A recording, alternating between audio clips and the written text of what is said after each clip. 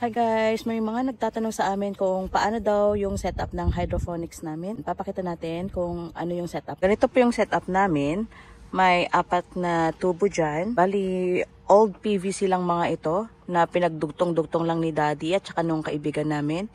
Binili lang silang mga pinagdugtong. Ito yung mga binili lang nilang. Dito siya nag-flow. Ayan, yung pinagdugtong na tubo dito. Tapos dito hanggang sa dulo. Ayan. Sa may container, may water pump na nilagay si Daddy na kung saan yung water pump yung nagpapakyat ng tubig sa pinakataas na tubo. So ito, from dito, ayan, may tubo dito. Parang may tube lang nakalagay.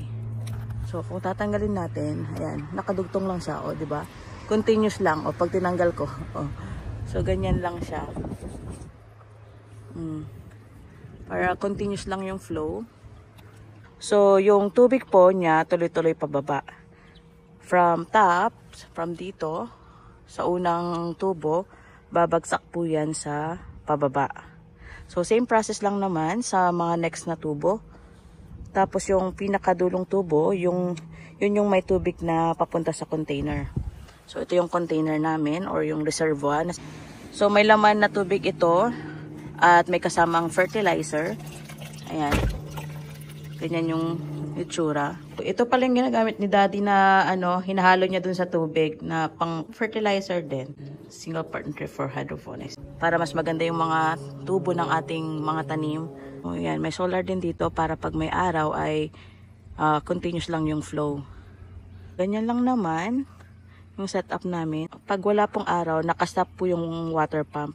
May naiiwan pa rin namang tubig bawat sa tubo, pero kalahati nga lang ng tubo. Tapos paikot-ikot lang naman yung tubig.